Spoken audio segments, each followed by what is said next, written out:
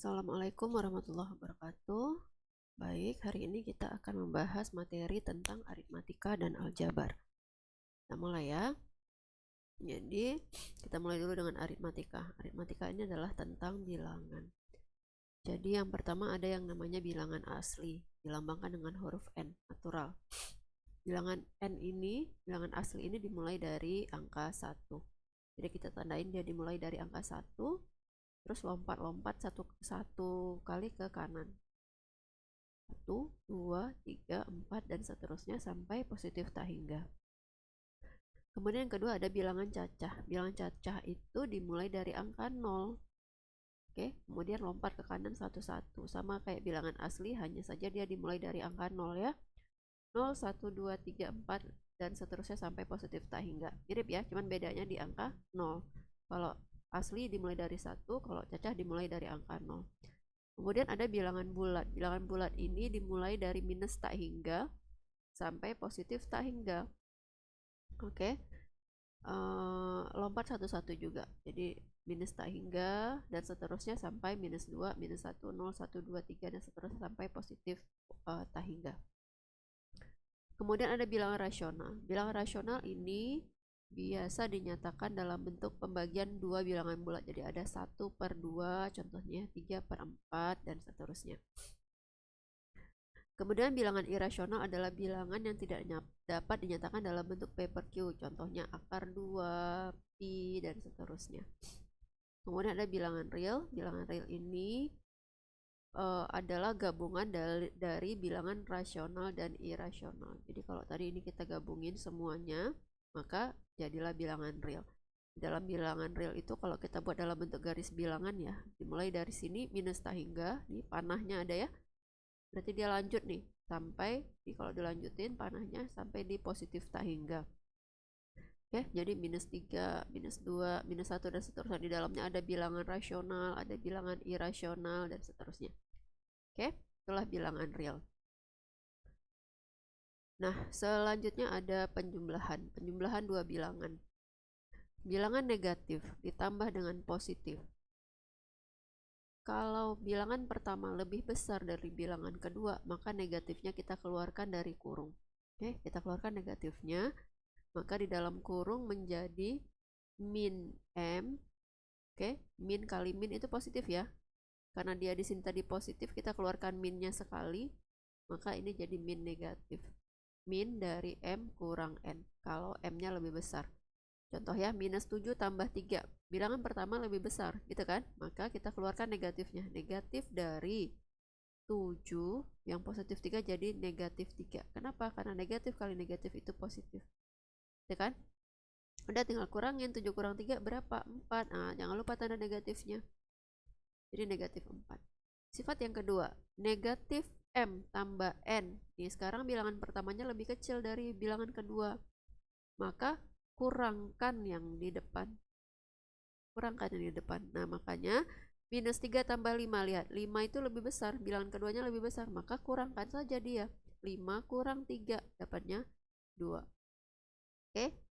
Yang terakhir, kalau negatif tambah negatif, maka negatifnya boleh kita keluarkan. Terus angkanya dijumlahin. Minus 3 tambah minus 5 itu sama dengan minus 3 tambah 5. Jadi minus 8. Oke. Kemudian kita masuk ke sifat penjumlahan. Sifat penjumlahan itu bisa dibalik. Itu namanya sifat komutatif. M tambah N sama dengan dibaliknya N tambah M. Contoh, 2 tambah 3 itu sama dengan 3 tambah 2. Sama-sama hasilnya 5. Sifat yang kedua, M tambah 0 sama dengan 0 tambah M. Contoh, 2 tambah 0 itu sama dengan 0 tambah 2. Sama dengan 2. 0 itu disebut sebagai identitas penjumlahan. Oke, sifat yang ketiga, M tambah N tambah P. Ini boleh kita jumlahin dulu si M tambah N, baru tambahin sama P. Boleh juga kita tambahin dulu si N tambah P, baru tambahin sama M. Contoh, 2 tambah 3 tambah 4. Kita boleh tambahin si 2 sama 3 dulu, baru tambahin 4. Atau tambahin dulu 3 sama 4, baru tambahin 2. Hasilnya jadi sama. Itu namanya sifat asosiatif. Oke. Kita lanjut ke pengurangan. M kurang N itu sama dengan M tambah negatif N.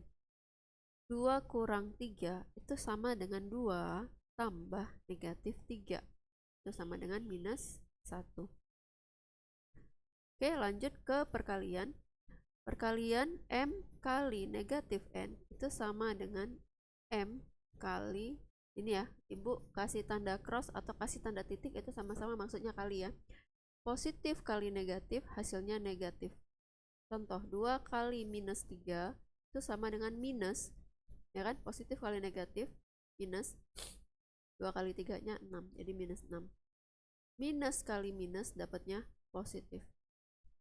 Sesuatu bilangan dikali 0 dapatnya 0. Suatu bilangan dikali 1 dapatnya adalah bilangan itu lagi. Contoh ya. 2 kali 0 sama dengan 0 kali 2 sama dengan 0. 2 kali 1 itu sama dengan 2. Jadi berapapun dikali 1 dapatnya bilangan itu sendiri. Oke, kita lanjut ke pembagian. Pembagian ini sama sifatnya seperti perkalian tadi. Kalau positif kali positif, positif, negatif kali negatif, positif, itu ya sama tandanya. Tapi kalau beda, positif kali negatif itu negatif, negatif kali positif itu negatif. Ya, ini sama. Pembagian juga begitu. Positif bagi negatif, beda tandanya, maka hasilnya negatif. Negatif bagi negatif, sama tandanya, maka hasilnya positif. Oke? Suatu bilangan dibagi 0, itu dapatnya tak hingga. 0 dibagi suatu bilangan, itu dapatnya 0. Kalau dibagi 1 ya bilangan itu sendiri. Contoh ya. 2 bagi positif 2 bagi negatif 3. Positif bagi negatif, negatif. Negatif 2 bagi negatif 3, negatif bagi negatif, positif 2 per 3, gitu ya. 2 bagi 0, tak hingga. 3 bagi 1, 3. 0 bagi 3, 3. 0 bagi 3, 0, sorry. 0 bagi 3, 0. Baik, kita lanjut ke eksponen. Eksponen itu artinya pemangkatan. Jadi kalau ada suatu bilangan dipangkatkan A, maka kita mengali bilangan itu sebanyak A kali. Contoh, 2 pangkat 3, itu artinya kita mengali 2 sebanyak 3 kali. 2 kali 2 kali 2, itu sama dengan 8. Gitu ya.